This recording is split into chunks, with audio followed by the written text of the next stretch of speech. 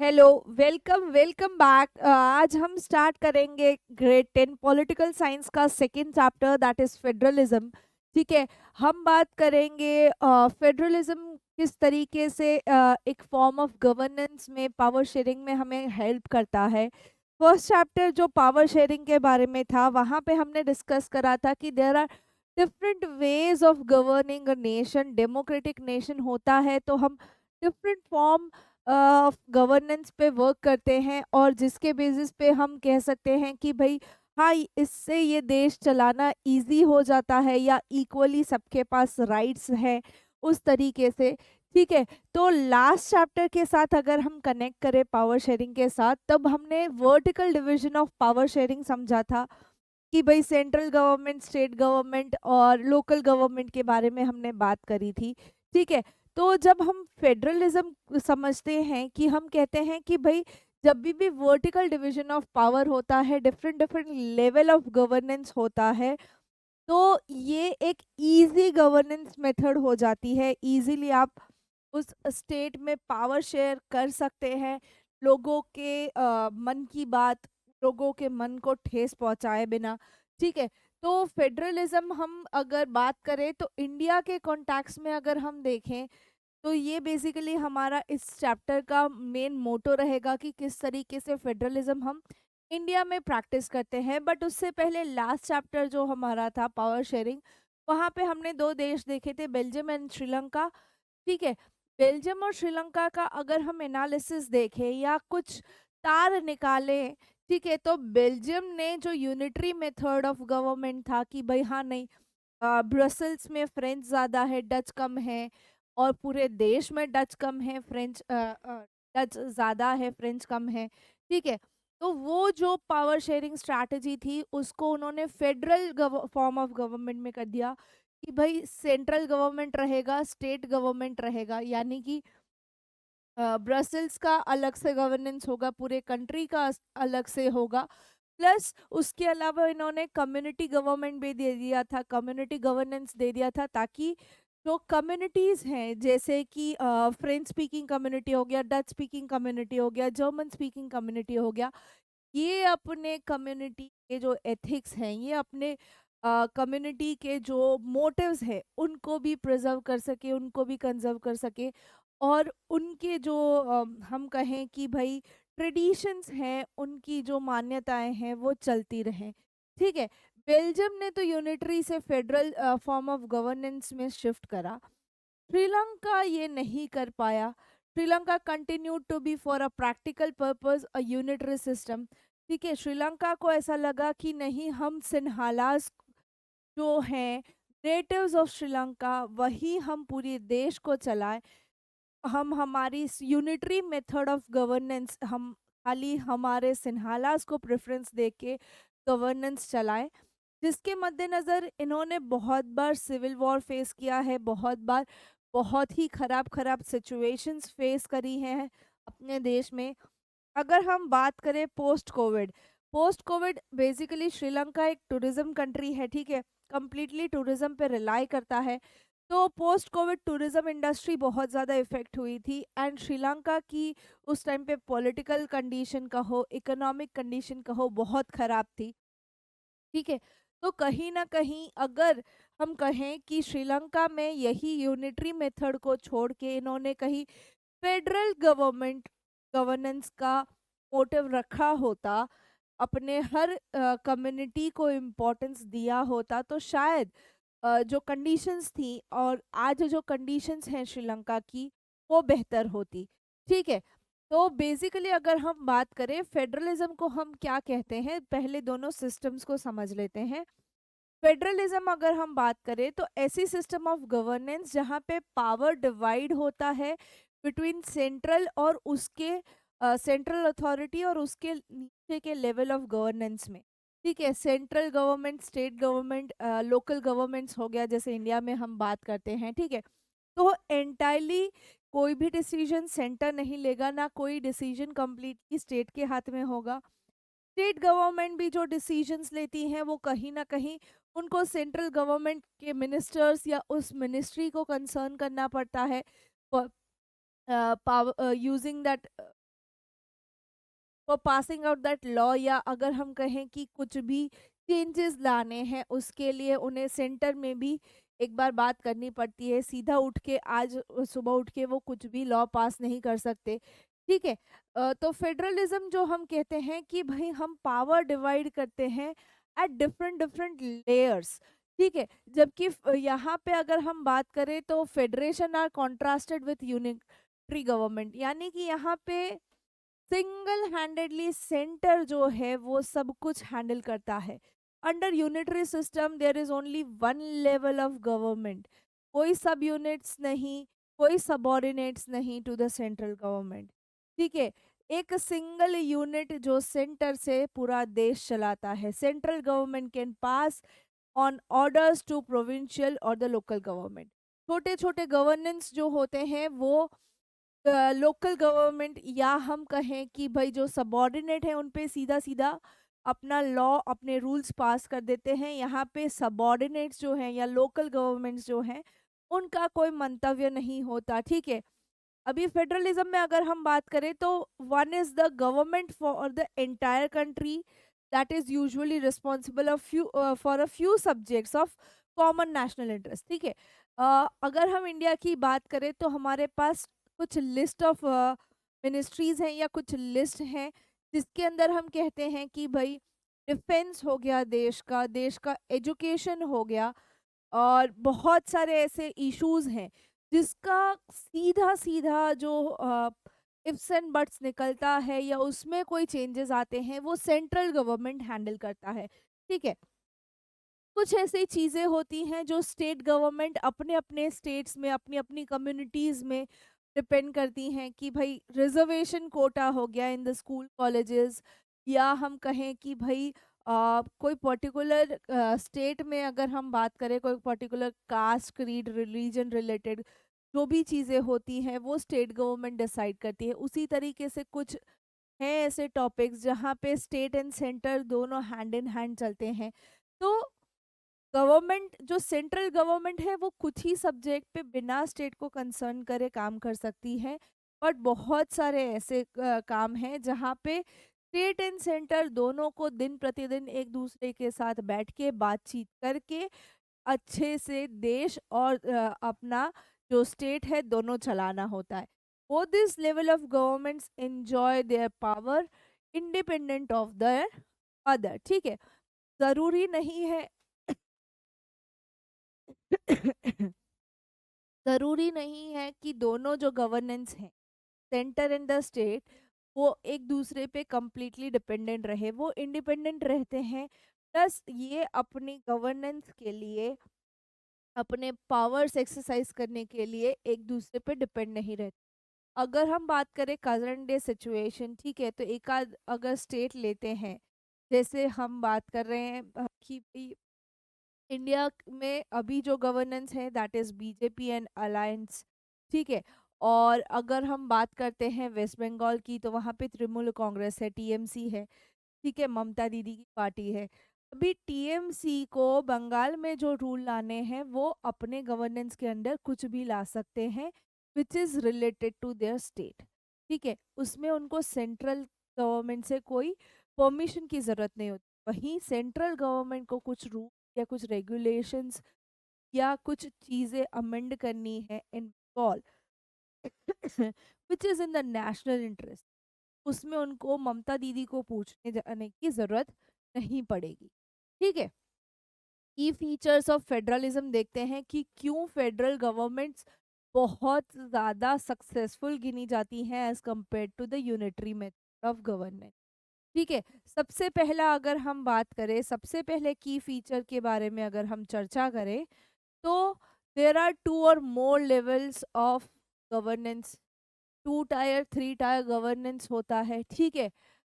Different tier of government govern the same citizen but each tier has its own jurisdiction. Jurisdiction मतलब कि भाई हम हमारे इतने एरिया में ही ये लॉज पास कर सकते हैं। ठीक है। तो सेंटर स्टेट और कम्युनिटी या लोकल गवर्नमेंट जो भी है हमारे थर्ड लेवल गवर्नेंस जो भी हैं वो अपने अपने जुरिस्डिक्शन में काम कर सकते हैं। ठीक है। स्टेट गवर्नमेंट की अगर हम बात करें तो गुजरात में जो लॉज हैं वो लॉज एप्लीकेबल नहीं होंगे उसके नेबरिंग स्टेट्स में, मध्य प्रदेश हो गया, महाराष्ट्र हो गया, राजस्थान हो गया, सारे लॉज सेम नहीं होंगे। कुछ लॉज सेम होंगे जहाँ पे वो काम कर सकते हैं। तो सब स्टेट का अलग अलग एरिया है, उस एरिया उस जुरिस्डिक्शन में ही आप उस लॉज को फॉलो करें या उस लॉज के बारे में आप वर्कआउट कर सकते हैं, ठीक है। In the specific matters of legislation, taxation and administration. Specifically legislation यानी कि हमारी गवर्नेंस फॉर्मेशन, ठीक है, इलेक्शन वगैरह, टैक्सेशन, टैक्स रिलेटेड जो हम कहते हैं सीबीआई रेड करता है या एक्स वाई जेड जगह पे इनकम टैक्स जो कलेक्शन होता है, plus administration, administration of the whole state, of the whole country, ठीक है। वो अपने अपने एरिया में ही एडमिनिस्ट्रेशन चला सकते हैं, अपने अपने एरिया में ही अपना दबदबा रख सकते, ठीक है।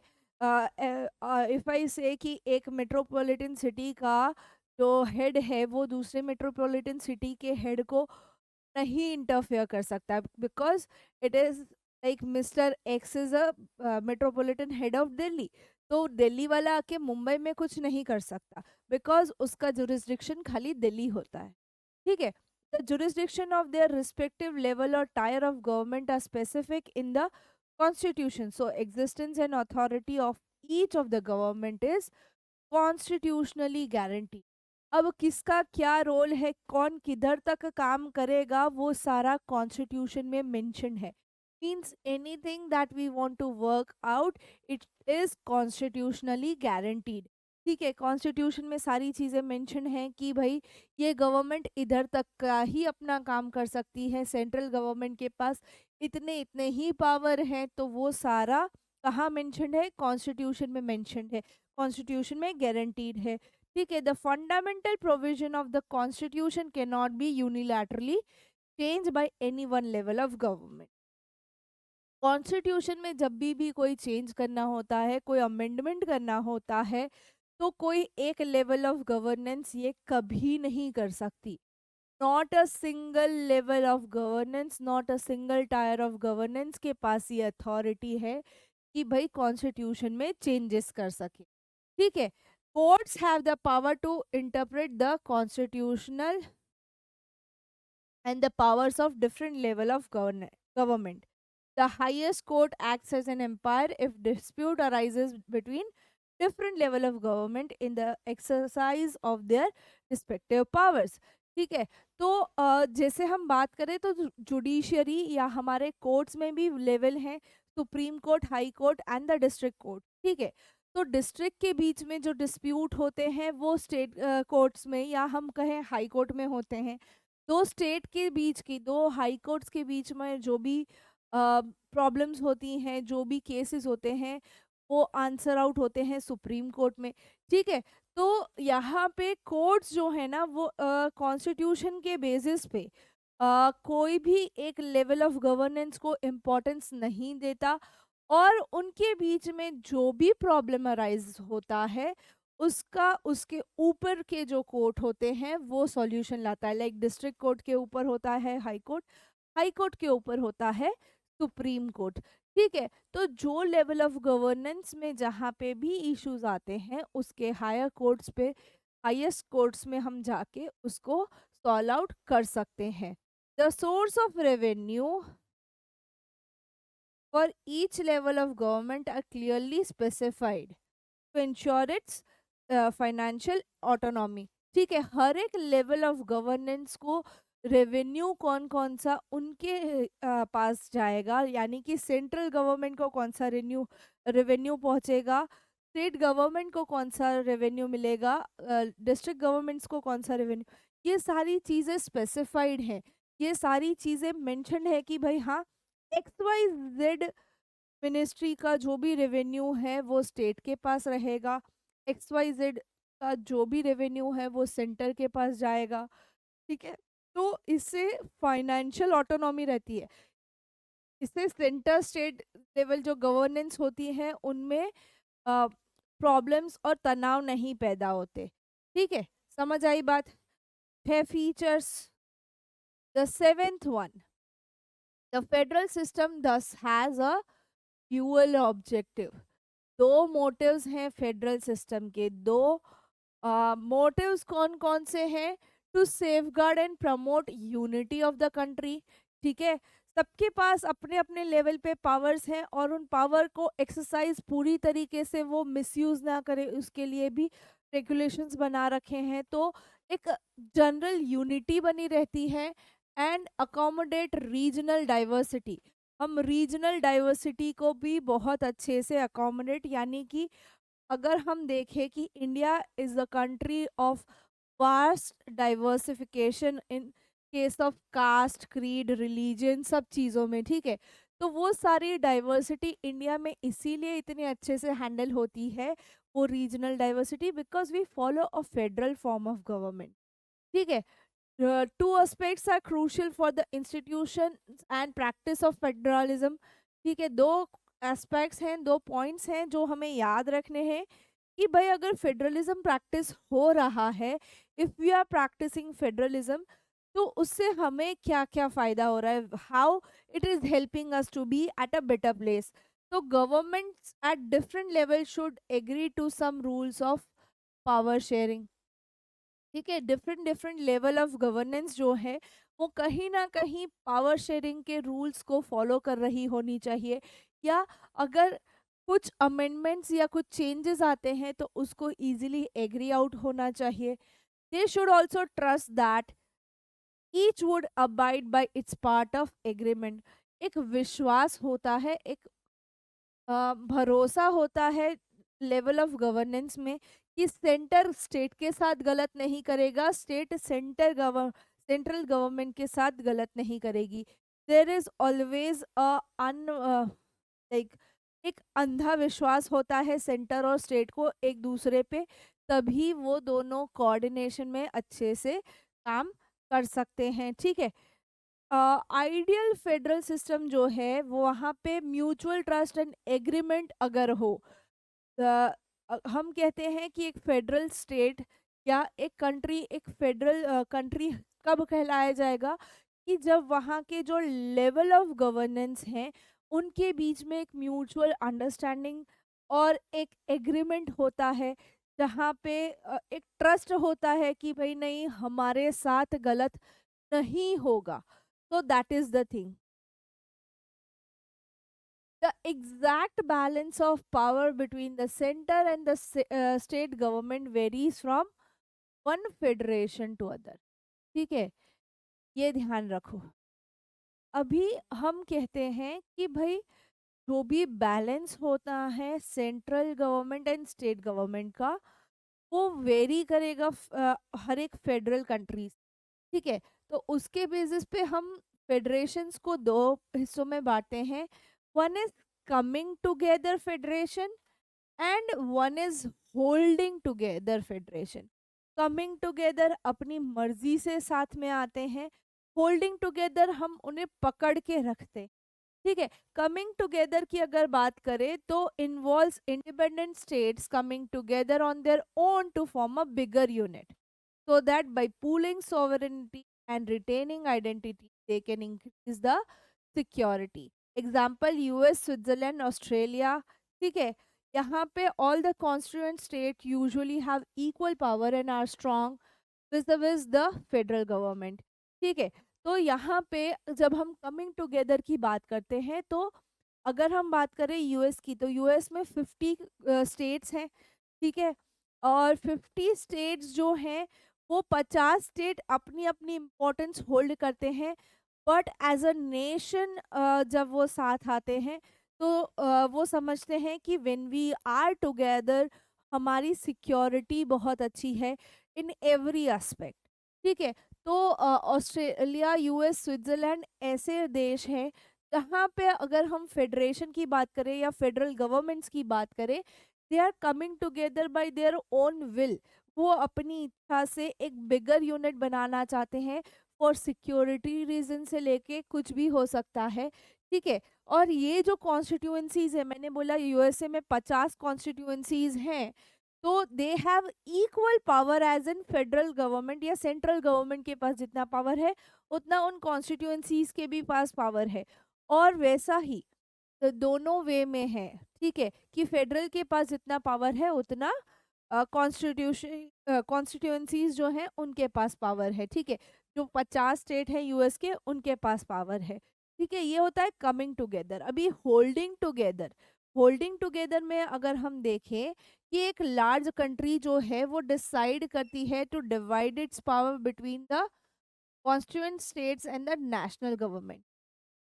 यहाँ पे ऑन द बेसिस ऑफ वहाँ जो कम्युनिटी रहती है, कम्युनिटी वेरिएशंस जो हैं या एथनिक वेरिएशंस अगर हम बोलें, उसके अलावा रिलीजन के बेसिस पे, कास्ट के बेसिस पे जो वेरिएशन देखने को मिलते हैं, तो बड़ा जो देश होता है वो डिसाइड करता है कि हम पावर्स को डिस्ट्रीब्यूट करें ताकि हमारा देश इफेक्टिवली दौड़ सके। इसमें अगर हम देखें तो इंडिया, स्पेन, बेल्जियम, ये जो है ये होल्डिंग टुगेदर फेडरेशंस है। यहाँ पे central government has more power. जो सेंट्रल गवर्नमेंट है उसके पास ज़्यादा पावर है as compare to the state. State के पास सारे पावर नहीं है, बट जो लिस्ट में सेंट्रल गवर्नमेंट के पास है, लाइक डिफेंस मिनिस्ट्री, तो डिफेंस मिनिस्ट्री के जो भी चीज़ें होंगी वो सेंट्रल गवर्नमेंट के पास ज़्यादा पावर होगी। जबकि अगर हम स्टेट की बात करें तो एग्रीकल्चर हो गया या कुछ इंडस्ट्रीज होंगे, तो स्टेट के पास उस पर्टिकुलर स्टेट में जो इंडस्ट्रीज होंगी उसका power as compare to central government ज़्यादा होगा।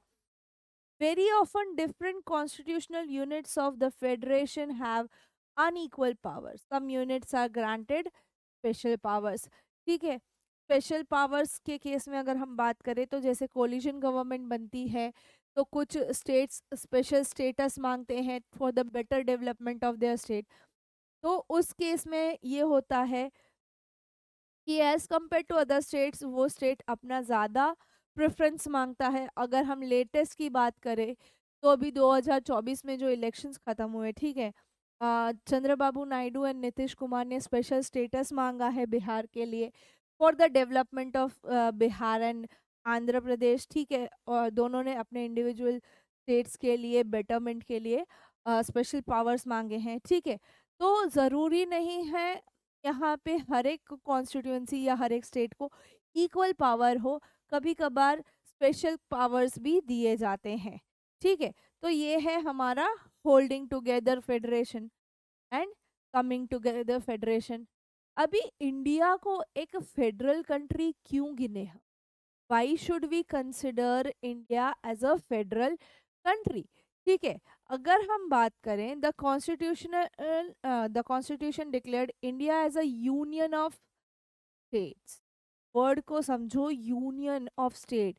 यूनियन यानी कि बहुत सारे अलग अलग स्टेट्स आके एक हुए।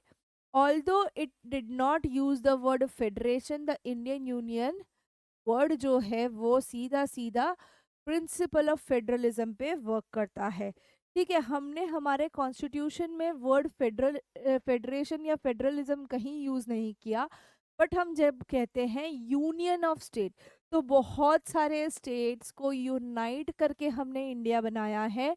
Post independence one of the greatest leader Sardar Vallabh Bhai Patel, उन्होंने बहुत काम किया था एंड बहुत सारे छोटे छोटे स्टेट्स को इंडिया में इंक्लूड करा था। पोस्ट इंडिपेंडेंस अगर हम बात करें तो इंडिया में कुछ 500 साढ़े 500 प्रिंसली स्टेट थे जिनको कंबाइन करके हमने यूनियन ऑफ स्टेट्स बनाया। इंडिया को हमने डिक्लेयर किया that it is a union of different different states.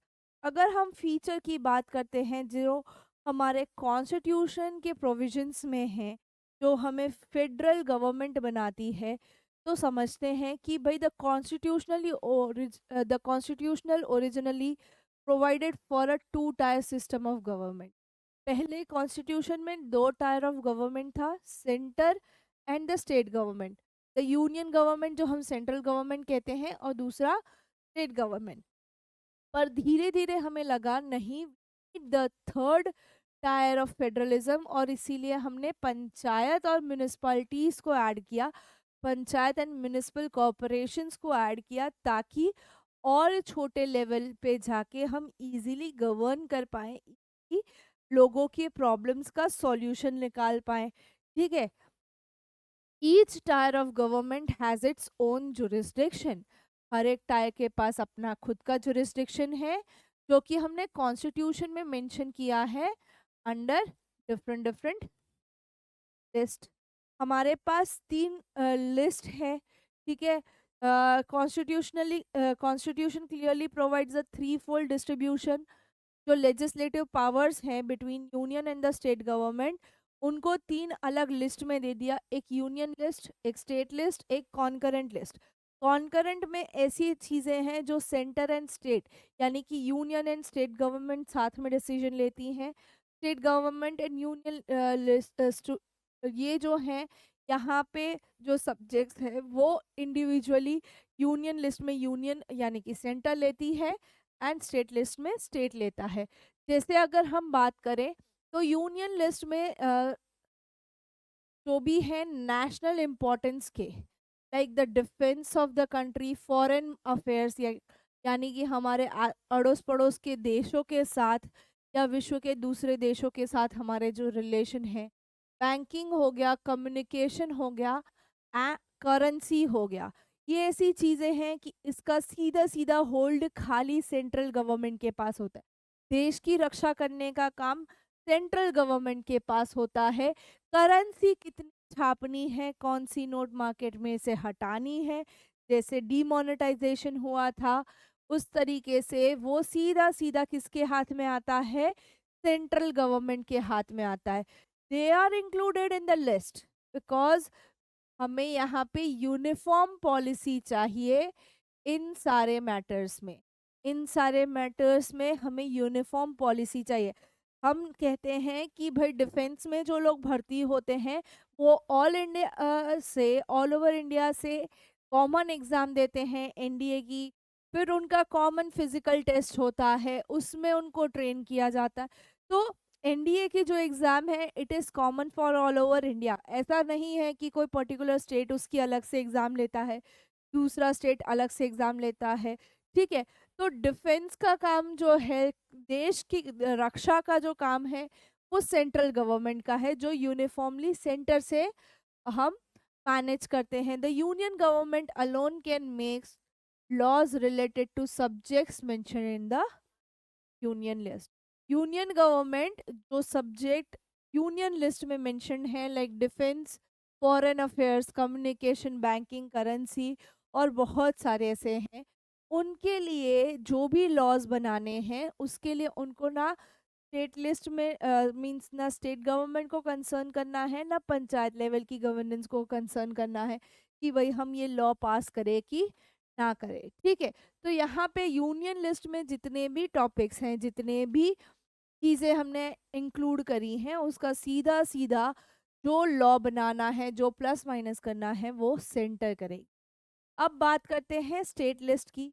तो ऐसे सब्जेक्ट्स आते हैं जो स्टेट और उस पर्टिकुलर लोकल के लिए इम्पोर्टेंस है, जैसे पुलिस हो गई, किसी स्टेट की पुलिस हो गई, trade, commerce, agriculture and irrigation, ठीक है। मैंने आपको पहले भी बोला कि एग्रीकल्चर स्टेट लिस्ट में आता है, ठीक है।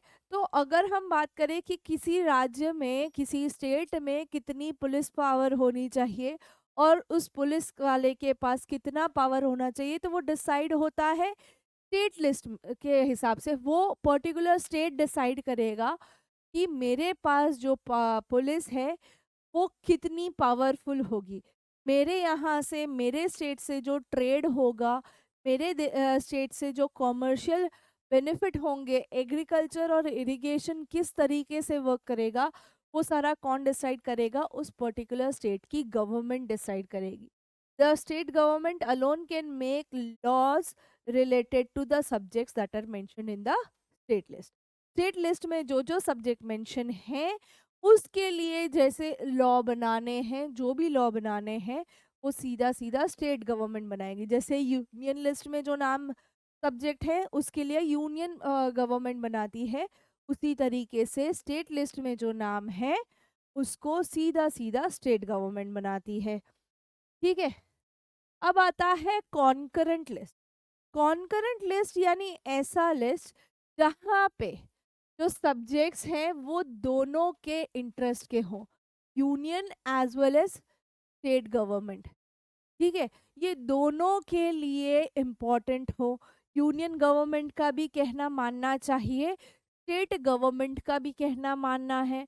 तो उसमें आता है हमारा एजुकेशन, फॉरेस्ट, ट्रेड यूनियंस जो बनते हैं, marriage related laws, adoption related laws, और आपका सक्सेसर कौन बनेगा। ठीक है, जो हम कह सकते हैं family related issues, like marriage window री मैरिज विडो एक्ट अगर हम कहें, या कहें कि भाई चाइल्ड मैरिज बैन करना, अडॉप्शन पॉलिसी जो अपडेट होती रहती है। ठीक है, उसके अलावा फॉरेस्ट कवर जहाँ पे हैं, तो स्टेट गवर्नमेंट का भी सुनना पड़ता है, सेंट्रल गवर्नमेंट भी अपने पॉइंट ऑफ व्यूज रखते हैं। यहाँ पे both union and state government साथ में मिलके जो मेंशन्ड हैं topics in the concurrent list, उसके लिए लॉ बनाते हैं। But if their law conflict with each other, the law made by union government is considered.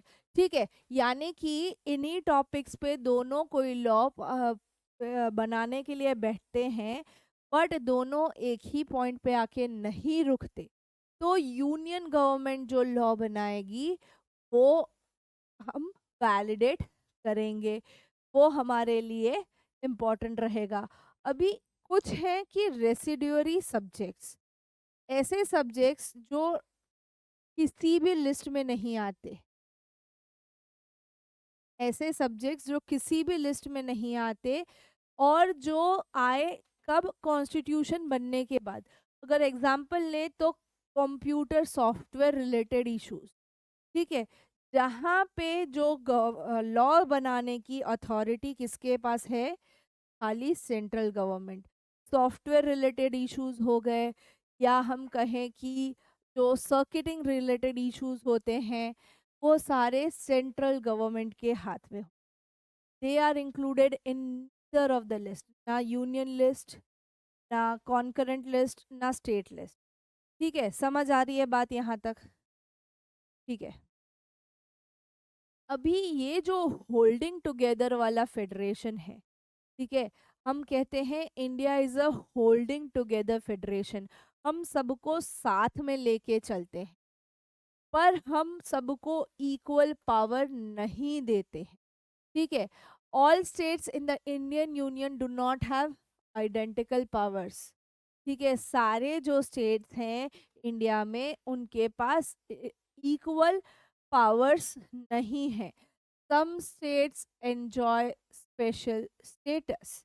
Special status की अगर हम बात करें, तो जम्मू कश्मीर जो था पहले, उसका खुद का कॉन्स्टिट्यूशन था, और जम्मू कश्मीर में रहने वाले लोगों के पास दो सिटीजनशिप होती थी, एक जम्मू कश्मीर की होती थी, एक इंडियन नेशनैलिटी की होती थी। बट जब आर्टिकल 371 आया, तो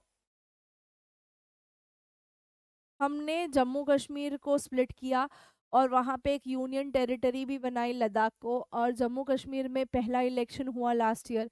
ठीक है, post the removal of the article 370। ठीक है, तो हमने वहाँ पे जम्मू कश्मीर को जो स्पेशल स्टेटस दे रखे थे, वो थोड़े कम कर दिए। वैसा ही आर्टिकल 371 जो है, वो नॉर्थ ईस्टर्न स्टेट्स को अगेन स्पेशल पावर देता है फॉर देयर ओन गवर्नेंस। ठीक है, यहाँ पे इनको स्पेशल पावर हमने किस कॉन्टेक्स्ट में दे रखा है कि भाई आप अपने स्टेट्स में जो रिक्वायर्ड है वो लॉज अपने आप पास करें। ठीक है, अभी यूनियन टेरिटरीज का कंसेप्ट इंडिया में आपको देखने को मिलेगा। जैसे हम बात करें तो इंडिया में, मैंने अभी आपको बोला कि लद्दाख एक न्यू लेटेस्ट यूनियन टेरिटरी हमने बनाई है। ठीक है, तो ये यूनियन टेरिटरीज क्या है, अगर हम इंडिया की यूनियन टेरिटरीज की बात करें, तो हमारे दोनों island groups, Lakshadweep and Andaman Nicobar island, इसके अलावा दादर नागर हवेली हो गया। ठीक है, Chandigarh, Delhi as a union territory भी है, दिल्ली एज अ स्टेट भी है। ठीक है, लद्दाख है। हमारे पास टोटल 8 यूनियन टेरिटरी है। तो ये यूनियन टेरिटरी क्या है कि भाई ये इंडियन यूनियन के ऐसे हिस्से हैं जिनके पास थोड़ा बहुत पावर है। ये ऐसे हिस्से हैं इंडियन यूनियन के जो ना कि स्टेट है, पर ना सीधे सीधे सेंट्रल गवर्नमेंट में आते हैं, बट इनके पास थोड़ा बहुत अपना खुद का पावर है। This are areas which are too small to become an independent state. ठीक है, एक इंडिपेंडेंट स्टेट नहीं बन सकते, पर हम उसको कोई एग्जिस्टिंग स्टेट में भी ऐड नहीं कर सकते। ऐसे छोटे छोटे एरियाज को हमने यूनियन टेरिटरी बोला है। इनके पास पावर्स नहीं होते एज ऑफ स्टेट के पास जो पावर्स होते हैं। ठीक है, यहाँ पे सेंट्रल गवर्नमेंट इनको स्पेशल पावर्स देती हैं अपना एरिया गवर्न करने के लिए। यहाँ पे यूनियन टेरिटरीज में गवर्नर्स होते हैं।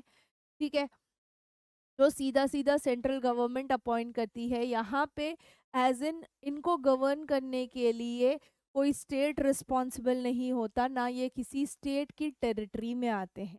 ठीक है, चंडीगढ़ हो गया, लक्षद्वीप हो गया, दिल्ली हो गया, अंडमान निकोबार आइलैंड, दीव दमन, दादर नागर हवेली। ठीक है, चलिए, the fundamental provision of the constitution can not be unilaterally change by one level of government. ये एक फेडरल गवर्नमेंट का बहुत ही अच्छा बेनिफिट है कि कोई सिंगल लेवल ऑफ गवर्नेंस एक प्रोविजन जो कॉन्स्टिट्यूशन में मेंशन है उसको चेंज नहीं कर सकती। बेसिकली हम पावर शेयरिंग की यहाँ पे बात करें तो जो स्ट्रक्चर है, ठीक है, basic structure of the constitution, that is how the power will be shared. ठीक है, it is not easy to make changes in the power sharing arrangements. अभी जो कॉन्स्टिट्यूशन में हमने मेंशन कर दिया है, अब उसमें चेंजेस लाना it is not that easy, because हम कहीं पे भी जब पावर शेयरिंग में चेंजेस लाते हैं, फिर अगेन हम सिंगल हैंडेडली एक जगह पे नहीं कर सकते। For each and every level of governance हमें वो चेंजेस लाने पड़ेंगे, तो वो बहुत ही ज़्यादा हेक्टिक हो जाता है। that means that parliament cannot on its own change the arrangement। Parliament जो है, लोकसभा एंड राज्यसभा अपनी मर्जी से जो रिजर्वेशन है विमेन के लिए, SC ST OBC के लिए, ये अपनी मर्जी से चेंज नहीं कर सकते। Any change has to pass both house of the parliament with at least 2/3 of majority। ठीक है, 2/3 ऑफ द मेजोरिटी के साथ दोनों हाउसेज ऑफ पार्लियामेंट यानी कि लोकसभा और राज्यसभा के 2/3 मेंबर्स उस चेंज के लिए एग्री होने चाहिए, और उसके बाद प्रेसिडेंट की साइन होनी चाहिए। ठीक है, then it has to be ratified by the legislature of at least half of the total state. हमारे जितने स्टेट्स हैं उसके 50% स्टेट असेंबलीज एटलीस्ट उस पे एग्री होने चाहिए, तब जाके हम वो कॉन्स्टिट्यूशनल चेंज ला सकते। ठीक है, तब जाके हम वो कॉन्स्टिट्यूशन में चेंज ला सकते हैं। The judiciary plays an important role in overseeing the implementation of the constitutional provision and procedure। Judiciary system जो है इंडिया की, it keeps a very good I on कि भाई जो भी बिल्स पास हुए हैं, जो भी प्रोविजंस पास हुए हैं, और उसके पीछे के जो भी प्रोसीजर्स हैं वो किस तरीके से फॉलो हो रहे हैं for each and every state और each and every union government. Judiciary बहुत अच्छे से ध्यान देता है। अगर कोई डिस्प्यूट आता है अबाउट डिवीजन ऑफ पावर, ठीक है, पावर डिस्ट्रीब्यूशन के मामले में कोई भी डिस्प्यूट आता है, तो high court and the supreme court make a decision. ठीक है, पहले हाई कोर्ट में डिसीजन दिया जाता है। If you are not satisfied with the decision of high court, अब सुप्रीम कोर्ट तक जाके उसका सॉल्यूशन लाते हैं।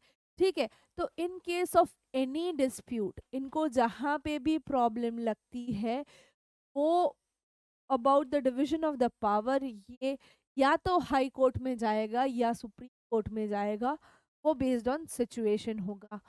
The union and the state government have the power to raise resources by leaving tax in the order to carry on the government and responsibilities assigned to each of them। ठीक है, बहुत important point है। Union and state government के पास अपने अपने powers हैं कि भाई किस रिसोर्स को कैसे यूज करे, कैसे उनसे टैक्स निकलवाए, जिससे उनको एक जो अपनी रिस्पॉन्सिबिलिटी इफेक्टिवली अपना स्टेट या कंट्री चलाने की दी है वो फुलफिल हो सके। अब आप देखो कि भाई जो टैक्स है, लाइक अभी कॉमन कर दिया गुड्स एंड सर्विस टैक्स। ठीक है, ऑल ओवर इंडिया अगर हम बात करें तो सब चीज़ों पे all over India equal amount of tax लग रहा है। तो क्या है कि उस टैक्स से जो रेवेन्यू मिल रहा है, तो वो स्टेट गवर्नमेंट और जो लोग हमारी यूनियन गवर्नमेंट है, दोनों को उससे फ़ायदा हो रहा है। और इफ़ेक्टिवली उससे हमारा देश और हमारा स्टेट दोनों बहुत अच्छे से हैंडल हो रहे हैं, बहुत अच्छे से आगे बढ़ रहे हैं।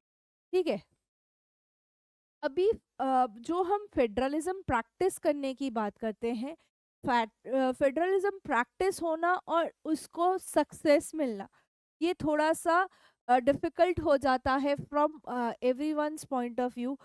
सबके अलग अलग पीओवी होते हैं, प्लस उसके अलावा हर कंट्री का अपना अलग फॉर्म ऑफ फेडरल गवर्नेंस होता है। ठीक है, तो constitutional provisions are necessary for the success. ठीक है, कॉन्स्टिट्यूशन में प्रोविजंस होने चाहिए, बट वो खाली सफिशिएंट नहीं है कि जिससे हमारा देश इफेक्टिवली चलेगा, बढ़ेगा आगे। The real success of federalism in India can be attributed to the nature of democratic politics in our country। हमारे देश में फेडरलिज्म को इतना सक्सेसफुल होने के लिए जो मेन चीज़ है वो है कि हमारे यहाँ जो डेमोक्रेटिक पॉलिटिक्स चलता है, हमारा जो पॉलिटिकल लेवल है हमारे देश का, वो कहीं ना कहीं हमें एक सक्सेसफुल फेडरल स्टेट बनाता है। ठीक है, हम कहते हैं हमारे पास बहुत सारे ऑप्शन हैं हुम टू इलेक्ट। ठीक है, उसके अलावा हमारे पास हमने बहुत बार देखा है बहुत सारे लॉज को पास होते हुए। तो वो लॉज किस तरीके से पास होते हैं, कॉन्स्टिट्यूशन में जो अमेंडमेंट होते हैं वो किस तरीके से होते हैं, वो पूरी ट्रांसपेरेंसी और फ्री फेयर मीन जो है वो हमें समझ आते हैं, हम देखते हैं। तो जो नेचर ऑफ डेमोक्रेटिक पॉलिटिक्स हमारे देश में, वो हमें एक सक्सेसफुल फेडरल स्टेट बना। ठीक है, that makes us a successful federal state. ठीक है, हमने हमारे देश को जो है वो लिंग्विस्टिक यानी कि भाषा के आधार पे हमने उनको पार्टीशन किया है, उनको डिस्ट्रीब्यूट किया है। जो लोग सेम भाषा बोलते हैं को हमने साथ में रखा है। This is the post independence जो हमारा मैप था 1956 में। तो आप देखो तो यहाँ पे बहुत सारे छोटे बड़े अलग अलग स्टेट्स थे एज कम्पेयर टू जो आज है, हम वो भी देखेंगे। Bombay and most of the Gujarat was one. ठीक है, मध्य भारत था, मध्य प्रदेश था, विंध्य प्रदेश था।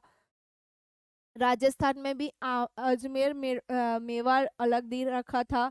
गुजरात में कच्छ सौराष्ट्र था, फिर नीचे मैसूर था, मद्रास, केरला कोची अलग था।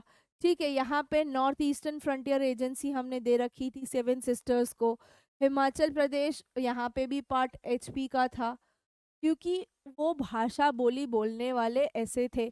Patiala east Punjab state union था, पंजाब था, जम्मू कश्मीर उस हिसाब से था। ठीक है, तो ये जो था वो 1956 में था, जिसको हमने धीरे धीरे चेंज किया to the present day state and union territories. अभी अगर हम बात करें तो महाराष्ट्र मुंबई जो था उसको हमने, जो गुजराती स्पीकिंग कम्युनिटी थी तो उनको गुजरात स्टेट दे दिया। राजस्थान उस तरीके से क्रिएट हुआ, गोवा, कर्नाटका, केरला, तमिलनाडु उस तरीके से क्रिएट हुआ। Andhra Pradesh, Telangana the last one to be separated out. ठीक है, आंध्र प्रदेश की कैपिटल अमरावती, यहाँ पे हमने सेवन सिस्टर्स को जो नॉर्थ ईस्ट फ्रंटियर एजेंसी थी उनको भी उनके लैंग्वेज के बेसिस पे हमने डिस्ट्रीब्यूट कर दिया। ठीक है, और जम्मू कश्मीर लेह लद्दाख का भी हमने ट्रांजिशन किया अभी रिसेंट। ठीक है, तो करंट डे इंडिया हमें ऐसा दिखता है which was this in the 1956। ठीक है,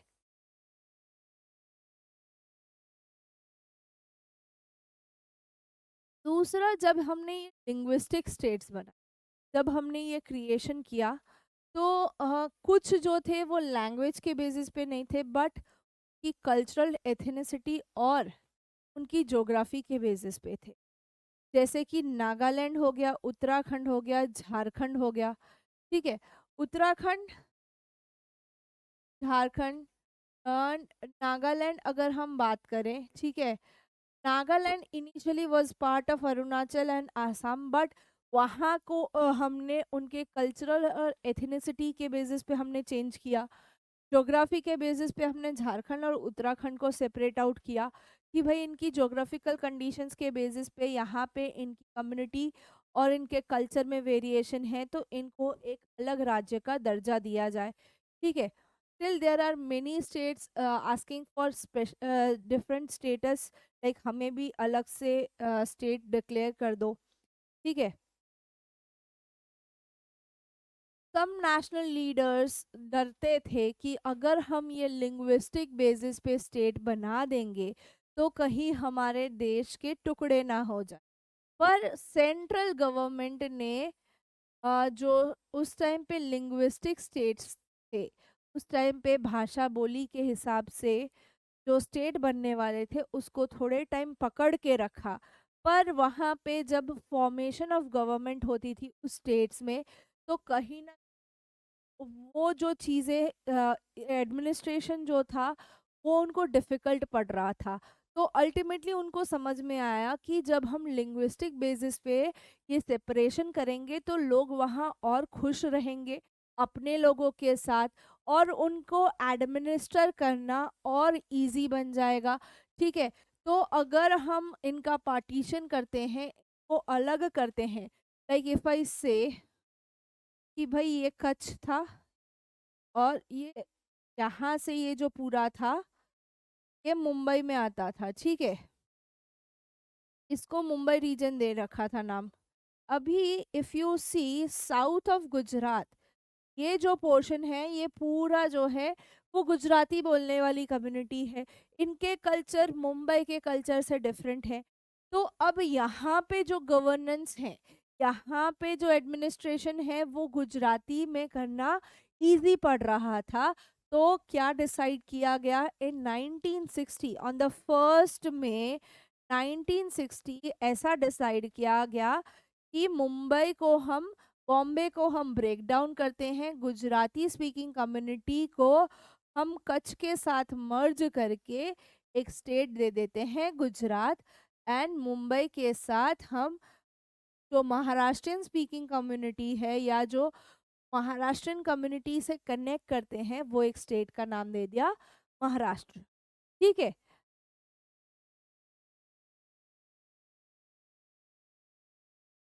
समझ आई। तो एडमिनिस्ट्रेशन इजी हो जाए उसके बेसिस पे हमने फिर डिसइंटीग्रेशन किया या पार्टीशन किया। अभी लैंग्वेज पॉलिसी यानी कि हमारे कॉन्स्टिट्यूशन में किसी भी लैंग्वेज को नेशनल लैंग्वेज का दर्जा हमने नहीं दिया। अगर आपको याद दिलाए तो जैसे सिन्हालाज नेशनल लैंग्वेज है श्रीलंका की, तो हम यहाँ पे आर्ग्यू करते हैं कि क्या हिंदी को नेशनल लैंग्वेज का दर्जा नहीं दिया। ठीक है, बताते हैं, उस पर डिस्कशन करते हैं, बट हमारे कॉन्स्टिट्यूशन में हमने कहीं पे भी मेंशन नहीं किया कि भाई this particular language is the national language of India. अगर हम फेडरलिज्म से कनेक्ट करते हैं तो हम कहते हैं कि सबको साथ में लेके चलते। ठीक है, तो अब हिंदी के बारे में क्लैरिटी की बात करें तो हिंदी को हमने ऑफिशियल लैंग्वेज तो बोला है, पर हिंदी के अलावा 21 और भाषाएं हैं, 21 other languages which are recognised as scheduled languages by the constitution. ठीक है, हिंदी के अलावा 21 ऐसी भाषाएं हैं जिनको हमने कॉन्स्टिट्यूशन में जगह दी है, ताकि एट द लोकल लेवल वही भाषाओं में उनको वो चीज़ें पता चले। A candidate in an examination conducted for the central government position, central government position के लिए जैसे यूपीएससी की एग्जाम देते हैं, वो अपने ये 22 जो भाषाएं हैं, अच्छा, हिंदी के अलावा जो दूसरी 21 भाषा है, उनमें से कोई एक भाषा ऑप्ट करके एग्जाम दे सकता है। ये यानी कि a person residing in south India can give exam in that local language like Tamil, Telugu, ठीक है, मलयालम, ये भी इंक्लूडेड है इन 21 लैंग्वेजेस में। तो वो उस लैंग्वेज में एग्जाम दे सकते हैं which are conducted by central government. States too have their own official language. India की ऑफिशियल लैंग्वेज है बट कोई नेशनल लैंग्वेज नहीं है। उसी तरीके से स्टेट्स की भी एक अपनी ऑफिशियल लैंग्वेज है कि भाई स्टेट में से जो भी चीज़ें अनाउंस होंगी, जो भी चीज़ें पब्लिश होंगी, published by the state government, वो उसकी ऑफिशियल लैंग्वेज में होगी। जैसे गुजरात की गुजराती हो गई, ठीक है, महाराष्ट्र की मराठी हो गई, ठीक है, राजस्थान की राजस्थानी हो गई। उस तरीके से वो उस स्टेट की ऑफिशियल लैंग्वेज गिनी जाती है। हिंदी वर्सेस इंग्लिश बहुत बड़ा प्रॉब्लम है, ठीक है। हिंदी को हम नेशनल लैंग्वेज का दर्जा ना देते हैं, उसका भी एक रीज़न ये है कि southern part of India is not that familiar with Hindi, ठीक है। हमारे जो लीडर्स थे, the leaders of our country adopted a very cautious attitude in spreading the use of Hindi। बहुत सोच समझ के हिंदी को इन्होंने यूज किया है, वाइजली यूज किया है। According to constitution, the use of English for official purpose was stopped in 1965। 1965 तक हम इंग्लिश में भी चीज़ें पब्लिश करते थे, इंग्लिश में ही ज़्यादातर चीज़ें पब्लिश करते थे, ताकि जो स्टेट्स हिंदी नहीं जानते उनके लिए इजी हो जाए। बट 1965 में हमने ये चीज़ बंद कर दी। We stopped using the English as a language, ठीक है। तो यहाँ पे जो नॉन हिंदी स्पीकिंग स्टेट्स थे, जो नॉन हिंदी स्पीकिंग स्टेट्स थे, उन्होंने डिमांड करी कि भाई इंग्लिश को कंटिन्यू रखा जाए, ताकि एटलीस्ट जो चीज़ें सेंटर से आ रही हैं वो हमें समझ आए। जिसमें तमिलनाडु में बहुत वॉयलेंट मूवमेंट्स हुए, ठीक है। तो central government responded by continuing the use of English along with Hindi for official purpose. तो तमिलनाडु में जो वॉयलेंस क्रिएट हुआ रिगार्डिंग दिस लिंग्विस्टिक इशू, तो फिर सेंट्रल गवर्नमेंट ने बोला कि हाँ ठीक है भाई, अब जो ऑफिशियल नोटिस आएंगे वो हिंदी के साथ साथ इंग्लिश में भी आएंगे। इसीलिए आज भी जो प्रेस नोट सेंट्रल गवर्नमेंट से रिलीज होती है, it is in Hindi as well as in English, ठीक है। हम 1965 में सोच रहे थे कि भाई इंग्लिश को इम्पोर्टेंस ना दे और हम हिंदी को ही कंटिन्यू रखें, but the non Hindi speaking states, उनको प्रॉब्लम हो रही थी, और उसको मद्देनज़र रखते हुए सेंट्रल गवर्नमेंट ने इंग्लिश में भी नोटिसेस कंटिन्यू रखे हैं अलोंग विथ हिंदी, ठीक है। अभी अकोमोडेटिव प्रमोशन ऑफ हिंदी, तो अभी हम क्या कह रहे हैं कि भाई till the government promotes Hindi, it continues to be the official policy of the government of India. Government of India आज भी हिंदी को उतना ही प्रमोट कर रही है कि भाई let us make Hindi as an official language. तो क्या वो सही है, क्या वो गलत है, क्या कह सकते हैं हम यहाँ पे ये नहीं कह रहे कि भाई जो सेंट्रल गवर्नमेंट है, प्रमोशन करना मतलब ये नहीं होता कि सेंट्रल गवर्नमेंट हिंदी थोपे दूसरे स्टेट्स पे जो कि डिफरेंट डिफरेंट लैंग्वेजेस बोलते हैं। सेंट्रल गवर्नमेंट के पास कोई अधिकार नहीं है कि जो states non Hindi speaking states हैं उन पे Hindi as a language impose करे। Flexibility shown by Indian political leaders helped our country avoid the same kind of situation that Sri Lanka finds itself in. ठीक है, सेंट्रल गवर्नमेंट कोशिश कर रही है but still there is a lot of flexibility, और उसी flexibility के कारण हमारी सिचुएशन श्रीलंका जैसी नहीं है। आज भी हम इजीली गवर्न कर पा रहे हैं, इजीली रूल आउट कर पा रहे हैं। क्यों? Because there is still the flexibility of usage of 21 other languages other than Hindi for the official purpose।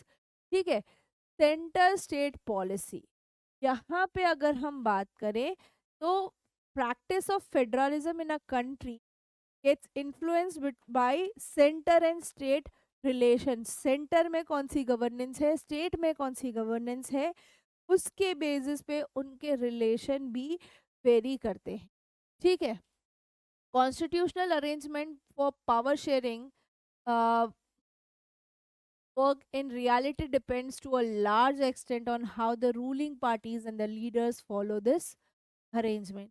ठीक है, सेंटर से बहुत सारे रूल्स पास होते हैं बट स्टेट में जो रूलिंग पार्टी है वो उसको किस तरीके से लेती है वो डिसाइड करता है उस स्टेट का ग्रोथ। अगर हम सेंटर स्टेट रिलेशंस की बात करें before 1990s and after 1990s तो बहुत चेंज है। ठीक है, पहले की गवर्नेंस जो थी अगर सेंटर और स्टेट में सेम होती थी then that state had a very good growth. जहाँ पे अपोजिट गवर्नेंस होती थी स्टेट में उन्हें प्रॉब्लम होती थी, बट पोस्ट 1990s ये चीज़ें मिनिमाइज होती गई। कहीं ना कहीं सेंटर एंड स्टेट साथ में आके स्टेट को भी आगे बढ़ाने के लिए सेंट्रल गवर्नमेंट काम आने लगी। ठीक है, देखो सेंटर स्टेट रिलेशन की बात करें बिफोर 1990s तो जहाँ पे मोस्ट ऑफ द स्टेट की सिचुएशन क्या थी, जो सेंटर में गवर्नमेंट थी वही उनके पास थी। ठीक है, this does not mean that state government did not autonomous federal unit, वो अपने अपने राइट्स खुद के जो स्टेट के पास जो हक थे वो तो एक्सरसाइज करते थे बट उन्हें सेंट्रल गवर्नमेंट से बेनिफिट मिल जाता था। सेंट्रल गवर्नमेंट ऑफन मिसयूज करता था कॉन्स्टिट्यूशन को to dismiss state governments that were controlled by rival parties. जहाँ पे जो सेम सेंटर एंड स्टेट की सेम पार्टी नहीं होती थी, अपोजिट पार्टी होती थी, तो जो सेंट्रल गवर्नमेंट थी वो गलत मीन से मिसयूज ऑफ द कॉन्स्टिट्यूशन करके वो जो राइवल पार्टीज थी उनकी गवर्नमेंट को हटा देती थी, दस undermining the spirit of federalism. Federalism की जो स्पिरिट थी उसको कहीं ना कहीं ये ठेस पहुंचाते थे। But after 1990s the period saw the rise of regional political parties. बहुत सारे स्टेट्स में अपने अपने पॉलिटिकल पार्टीज बनी and this began the era of coalition government. Centre में कोई एक पार्टी मेजॉरिटी में ना आके कोलिशन गवर्नमेंट सबसे अपने अ, दोस्ती के हाथ फैला के अलायंस बना के पार्टियां बनने लगी। No single party gets a clear majority. ठीक है, इन द लोकसभा जो नेशनल पार्टी थी उनको छोटी छोटी पार्टीज के साथ अलायंस में उतरना पड़ता था, और अलायंस में उतरना पड़े यानी कि वो लोकल पार्टीज की कुछ शर्तें माननी पड़ती थी। ठीक है, उन रीजनल थी वो सेंटर में रिप्रेजेंटेशन मिलता था बट उनकी शर्तें माननी पड़ती थी and this leading to a new culture of power sharing, जहाँ पे स्टेट गवर्नमेंट की भी खुद की एक इम्पोर्टेंस बन गई। ठीक है, स्टेट गवर्नमेंट की भी अपनी खुद की एक इम्पोर्टेंस बन गई। ठीक है, 1990s के बाद कोलिशन गवर्नमेंट बहुत फ्रीक्वेंट बनी है, और उसी के मद्देनज़र हम देखते हैं कि भाई जो सेंटर रिप्रेजेंटेशन है, अब कहीं ना कहीं हर एक स्टेट के डेवलपमेंट के साथ जुड़ा है। ठीक है। Decentralisation in federal system generally हम कहते हैं दो या दो से ज्यादा टायर्स ऑफ गवर्नेंस होता है। ठीक है। अभी हम क्या कह रहे हैं कि हमने दो लेवल थे इंडिया में गवर्नेंस के, एक सेंटर था और एक स्टेट था। तो हमने देखा कि कहीं ना कहीं ये दोनों एक दूसरे में इतने उलझे हैं कि लोकल पीपल को उनकी इम्पोर्टेंस नहीं मिल रही।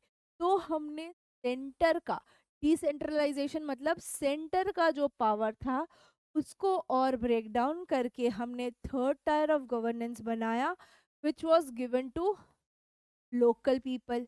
वहाँ की लोकल कम्युनिटीज को हमने जो हम कहते हैं ना, सेंटर और स्टेट के पास जो पावर्स थे उसको आधा कर दिया, उसको ब्रेक डाउन किया, डिसेंट्रलाइज किया। एंड इनके पावर्स हमने किसको दे दिए? लोकल गवर्नमेंट को, ताकि वो लोकल कम्युनिटी हो या लोकल पीपल हो, उनके इंटरेस्ट की चीज़ें, उनके काम की चीज़ें हो सके। ठीक है। अगर हम कहें कि भाई किस तरीके से, तो जैसे कि हम कहते हैं कि एग्रीकल्चर जो है वो स्टेट का काम है। ठीक है, स्टेट लिस्ट में आता है। बट वो स्टेट लिस्ट में आता है, उसका जो बजट होता है क्या वो हर लोकल फार्मर तक इक्वली पहुंचता है? जो सब्सिडीज हैं या जो बेनिफिट्स हैं, डिफरेंट डिफरेंट स्कीम्स हैं, वो क्या हर किसी तक पहुंचती थी? नहीं पहुंचती थी।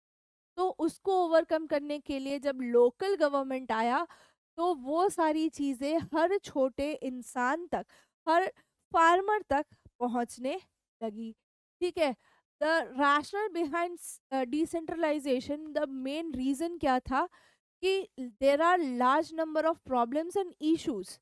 बहुत सारे ऐसे प्रॉब्लम हैं, बहुत सारे इश्यूज हैं जो लोकल लेवल पे ही सॉल्व हो जाते हैं, जो लोकल लेवल पे ही सॉल्व हो जाने चाहिए।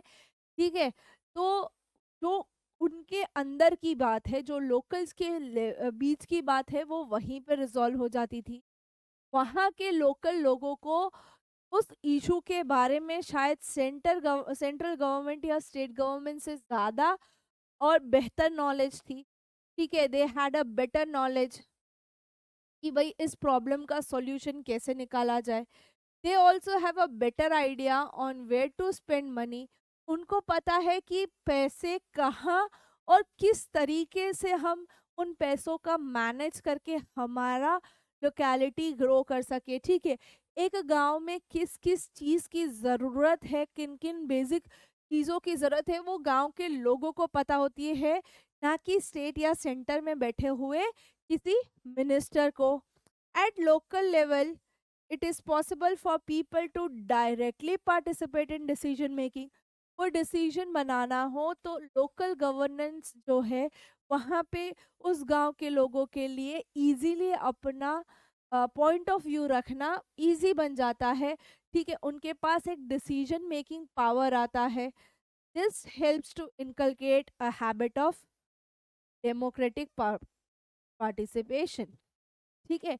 इससे धीरे धीरे उनको भी समझ आता है कि how we as a local people, how we at a lower level can work for the democracy of this country. कैसे हमारे मन की बात भी, हमारा वोट भी इम्पोर्टेंस रखता है for the running of the whole country, या सेंट्रल या स्टेट गवर्नमेंट चलाने में हमारा भी इम्पोर्टेंस है। अभी डिसेंट्रलाइजेशन के बहुत सारे अटेम्प्ट्स किए गए हैं, हर बार हमें सक्सेस मिले ऐसा ज़रूरी नहीं है। ठीक है, बिकॉज किस लेवल पे होता है, किस तरीके से उसका इम्प्लीमेंटेशन होता है, वो सारी चीज़ें भी ध्यान रखनी पड़ती हैं। जैसे पंचायत और म्यूनसिपल कॉरपोरेशंस जो हैं वो स्टेट्स में सेटअप करे गए, but directly under the control of state government. Panchayat और म्युनिसिपल कॉरपोरेशन बनाए तो सही, बट कहीं ना कहीं वो सीधे सीधे स्टेट गवर्नमेंट के कंट्रोल में आ रहे थे। तो जो लोकल हम कहें कि लोकल लोगों की जो डिमांड्स थी वो कहीं ना कहीं वर्कआउट नहीं हो पा रही थी। लोकल गवर्नेंस की जो इलेक्शंस हो रहे थे वो रेगुलर नहीं हो रहे थे, ठीक है। जो एवरी 5 ईयर इलेक्शन होना चाहिए पंचायत में, वो फ्री फेयर मीन्स से नहीं हो रहा था, या रेगुलरली 5 ईयर के बेसिस पे नहीं हो रहा था, ठीक है। Local governments did not have any powers और रिसोर्सेज ऑफ देयर ओन। उनके पास खुद का कोई पावर, खुद के कोई रिसोर्स नहीं, जब तक सेंटर से या स्टेट से उस चीज़ की ग्रांट नहीं आती थी, वो अपने आप कुछ नहीं कर पाते थे। And there thus there was very little decentralization in effective terms। यानी कि डिसेंट्रलाइजेशन हुआ तो है, बट वो लेवल पे होना चाहिए था, जो इफेक्टिवनेस के साथ होना चाहिए था, जो पॉजिटिव आउटकम्स मिलने चाहिए थे, वो हमें नहीं मिल पा रहे, ठीक है। कहीं ना कहीं जो रिसोर्सेज हैं वो लोएस्ट लेवल तक नहीं पहुंच पा रहे। और एक मेजर स्टेप लिया गया in the year 1992, that is the 73rd and 74th amendment, constitutional amendment. क्यों और क्या था कि it is constitutionally mandatory to hold regular elections, ठीक है। कहाँ पे? At local government bodies. 92 में उससे पहले ये जो सारे प्रॉब्लम्स हमने आगे की स्क्रीन पे देखे, वो सारे प्रॉब्लम्स को ओवरकम करने के लिए हमने 1992 में हमारे कॉन्स्टिट्यूशन में चेंजेस लाए। और सबसे पहला क्या किया कि भाई हमने जो हमारे लोकल लेवल ऑफ गवर्नेंस है वहाँ पे रेगुलर इलेक्शंस होल्ड करने के लिए एक रूल पास किया गया, ठीक है। सीट्स रिजर्व करी गई in the election for SC ST OBC and other backward classes, या हम कहें कि भाई स्पेशल केसेस के लिए, ठीक है। जो भी हेड होंगे या जो भी सरपंच होंगे, जो मेयर्स होंगे, they also be from SC ST and OBC classes, ठीक है। एटलीस्ट 1/3 ऑफ द पोजीशन जो है वो विमेन के लिए रिजर्व रखी गई, ठीक है। यानी कि एक स्टेट में अगर हम 350 पंचायत बोलते हैं, तो 350 की 1/3 पंचायत जो है वो वुमेन की होनी चाहिए, ठीक है। 350 की 1/3 जो पंचायत है वहां पे वुमेन रिप्रेजेंटेशन होना चाहिए। It can be from SC ST OBC general category, कुछ भी, ठीक है, बट 1/3 वुमेन होनी। An independent institution called the state election commission has been created. जैसे लोकसभा और हमारे असेंबली इलेक्शंस के लिए सेंटर से आता है इलेक्शन कमीशन, वैसे इनके लिए स्टेट इलेक्शन कमीशन बनाया गया, जो कि रेगुलरली पंचायत और म्युनिसिपल इलेक्शंस को हेल्ड करे, ठीक है। The state governments are required to share some powers and revenue with local government bodies, ठीक है। स्टेट गवर्नमेंट को इस कॉन्स्टिट्यूशनल अमेंडमेंट के अंतर्गत स्टेट गवर्नमेंट्स को बोला गया कि भाई आपको अपने कुछ पावर्स और आपको जो रेवेन्यू मिलता है वो आपको ये लोकल बॉडीज को देना होगा। हाँ, कितना देना है, कैसे देना है, वो स्टेट टू स्टेट वेरी करता है, बट अल्टीमेटली अपने हाथ में सब कुछ ना रख के उनको लोअर लेवल ऑफ गवर्नेंस में चीज़ें देनी होंगी, ठीक है। लोकल सेल्फ गवर्नमेंट की अगर हम बात करें, तो रूरल में पंचायत राज आता है, पंचायत होती हैं, और अर्बन में होते हैं म्युनिसिपल कॉरपोरेशन, ठीक है। पंचायत से हमें मिलते हैं सरपंच, गांव के मुखिया, और म्युनिसिपल से मिलते हैं मेयर्स, ठीक है। यहाँ पे सरपंच, यहाँ पे मेयर्स। रूरल लोकल गवर्नमेंट, या हम कहें ग्राम पंचायत, तो हर एक विलेज, या जब बहुत सारे छोटे छोटे विलेज होते, ग्रुप ऑफ विलेजेस होते, तो वो जो ग्राम पंचायत है, ठीक है, वो इनके अंतर्गत आती है। बड़ा विलेज हो तो सिंगल गांव होगा, या छोटे छोटे आजू बाजू के गांव का भी मर्जर होगा, ठीक है। दिस इज अ काउंसिल जहाँ पे बहुत सारे वार्ड मेंबर्स आते हैं, उसको हम पंच कहते हैं, और उन्हीं में से एक होता है प्रेसिडेंट, जिसको हम कहते हैं सरपंच। या ठीक है, they are directly elected by people above the age of 18, जो हमारा यूनिवर्सल एडल्ट फ्रेंचाइज है। ठीक है, अबव द 18 ईयर्स की जो एज के लोग हैं वो सीधा सीधा उनको इलेक्ट करते हैं, और उस गांव की जो भी डिसीजंस होंगे वो एंटायरली ग्राम पंचायत लेगी। ठीक है, panchayat works under the overall supervision the Gram Sabha. Gram सभा के सुपरविजन में ग्राम पंचायत काम करती है। और ग्राम सभा कौन है? ग्राम सभा उसी गांव के एक्टिव एडल्ट वोटर्स हैं। ठीक है, it has to meet at least twice और थ्राइस इन अ ईयर। सालाना जैसे हमारे लोकसभा राज्यसभा के सेशंस होते हैं, बजट सेशन हो गया, मॉनसून सेशन हो गया, विंटर सेशन हो गया, वैसे इनको भी सालाना 2 से 3 बार मिलना पड़ता है। एनुअल बजट डिस्कस करना पड़ता है, जो ग्राम पंचायत को दिया जाता है फ्रॉम द सेंटर या स्टेट, और उसको रिव्यू करना पड़ता है किस तरीके से चीज़ें गांव में चेंज हुई हैं, नहीं हुई हैं, वो सारी चीज़ें डिस्कस करनी पड़ती। ठीक है, के अलावा Zila Parishad at the district level, Panchayat Samiti block level, and Gram Panchayat village level. अभी अगर हम बात करें तो एक गांव या उसके आजू बाजू के छोटे गांव ग्राम पंचायत बनाते हैं, उसके ऊपर ब्लॉक आता है, दैट इज पंचायत समिति, और उसके ऊपर जिला जिला परिषद, दैट इज डिस्ट्रिक्ट लेवल। ठीक है, रूरल में अगर हम बात करें तो ग्राम पंचायत, पंचायत समिति या ब्लॉक मंडल या जिला परिषद, जो लेवल ऑफ गवर्नेंस बढ़ता है। ठीक है, बहुत कम ग्राम पंचायत होती हैं। जब इनको ग्रुप करते हैं तो हम पंचायत समिति बनाते हैं या ब्लॉक बनाते हैं। ठीक है, वहाँ के मेंबर्स उस एरिया के उन जो गांव के कम्युनिटीज के साथ आए हैं, वो इलेक्ट करके अपने में से एक को हेड बनाता है। वही फिर आगे जिला परिषद में अपना अपने एरिया को अपने जैसे हम बात करें तो तालुका होता है, जो पंचायत समिति है जनरली उसको तालुका समिति भी बोला जाता है, which is a group of different different villages.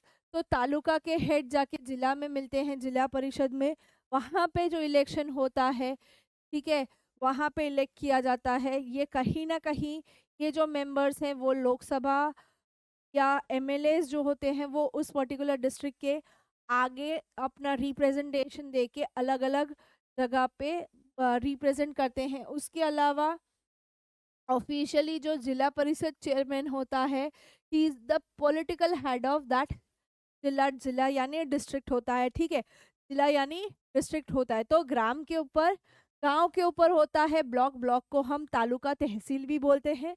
ठीक है, उसके ऊपर होता है डिस्ट्रिक्ट, जिसको हम जिला परिषद भी कहते हैं। वो जाके अपना जो भी पॉइंट ऑफ व्यूज होते हैं, जो भी प्रॉब्लम्स होते हैं, वो स्टेट असेंबलीज में डिस्कस करते हैं। स्टेट असेंबली से सेंटर में जाता है, वो या तो लोकसभा में या लेजिस्लेटिव असेंबलीज में एज अ मेंबर अपने डिस्ट्रिक्ट्स को, अपने गांव को कहीं ना कहीं रिप्रेजेंट कर रहे होते हैं। ठीक है, ये होता है रूरल पार्ट ऑफ गवर्नेंस। अभी अगर हम अर्बन की बात करें तो यहाँ पे जो गवर्नमेंट बॉडीज हैं उनको हम म्यूनिसपालिटीज बोलते हैं। ठीक है, वो टाउन्स में बनाए जाते हैं, और जो बड़ी सिटीज़ हैं उसको हम कॉरपोरेशन बोलते हैं, म्यूनिसिपल कॉरपोरेशन। ये जो दोनों हैं यहाँ पे अ, इनका जो कंट्रोल है वो उनकी इलेक्टेड बॉडीज़ के जो लोग हैं, यहाँ पे भी इलेक्शन होते हैं। इनके जो रिप्रेजेंटेटिव्स हैं वो उस टाउन की या उस सिटी के मैनेजमेंट में काम करते हैं। म्यूनिसिपल चेयरपर्सन म्यूनिसपालिटी के हेड होते हैं, जबकि कॉरपोरेशन में मेयर्स होते हैं। ठीक है, हर स्टेट के अंदर अपने अपने कॉरपोरेशन, म्यूनिसिपल कॉरपोरेशन एंड म्यूनिसपालिटीज़ होती हैं। अगर गुजरात की बात करें हम तो 10 कॉरपोरेशंस हैं, जो 10 बड़े बड़े शहर हैं वहाँ पे 10 म्यूनिसिपल कॉरपोरेशंस हैं। ठीक है, जो उस टाउन की या उस सिटी को मैनेज करने में हेल्प करते हैं, ठीक है, जहाँ पे मेयर्स अपॉइंट होते हैं, ठीक है। तो लोकल सेल्फ गवर्नेंस जो हमने इंक्लूड करा, एक अचीवमेंट है। क्यों ऐसा? कि अभी वहाँ पे 36 लाख इलेक्टिव रिप्रेजेंटेटिव्स हैं, जो कि कहीं ना कहीं पंचायत कॉरपोरेशन में से ऑल ओवर इंडिया अपने पॉइंट ऑफ व्यूज को रखते हैं, अपने गवर्नेंस के लिए लोगों के साथ चर्चा में उतरते हैं। कॉन्स्टिट्यूशनल स्टेटस जो हमने लोकल गवर्नमेंट को दिया, उससे हमारी डेमोक्रेसी और डीप हुई, ठीक है। It has also increased women representation and voice in our democracy. हर महिला अपनी आवाज़ उठा सकती है, बहुत अच्छे से समझा सकती है। But still there are challenges. Challenges हर बार किस तरीके के होंगे वो वेरी करेंगे फ्रॉम स्टेट टू स्टेट, ठीक है। अगर हम चैलेंजेस की बात करें तो जो रेगुलर इलेक्शन करवाना वो सबसे बड़ा प्रॉब्लम है। Fair and free and fair means of election held करना एट ग्राम सभा लेवल वो बहुत डिफिकल्ट हो जाता है। Most state government have not transferred significant powers. बहुत सारे स्टेट्स ने लोकल गवर्नमेंट में जो पावर्स ट्रांसफर करने चाहिए थे वो सारे के सारे नहीं करे हैं। ना ही उन्हें एडिक्वेट रिसोर्सेज दिए गए हैं, रिक्वायर्ड रिसोर्सेज दिए गए हैं, ताकि लोकल लेवल की गवर्नेंस जो है वो इजीली वर्क कर पाए, ठीक है। This we are still a long way from realising the ideal of self government. हमारे लिए आज भी सेल्फ गवर्नेंस का जो आइडिया है वो अभी बहुत दूर है, वो दिल्ली अभी बहुत दूर है। क्योंकि स्टेट गवर्नमेंट ऐसा मानता है कि अगर हम लोकल्स को ये सारे पावर दे देंगे या ये सारे रिसोर्सेज लोकल को मिल जाएंगे तो हमारी इम्पोर्टेंस नहीं रहेगी, ठीक है। तो दैट मीन्स हम फेडरल कंट्री हैं, हम साथ में आए हैं, we are held together, we are holding together federation. But still जो हमने डिसेंट्रलाइजेशन ऑफ पावर किया है from the state and the central government to the local government, तो लोकल गवर्नमेंट को आज भी उतना सपोर्ट नहीं मिल रहा है जितना मिलना चाहिए था, ठीक है। यहाँ पे खत्म होता है हमारा सेकेंड चैप्टर। मिलेंगे नेक्स्ट वीडियो में with our third chapter that is gender, religion and cast.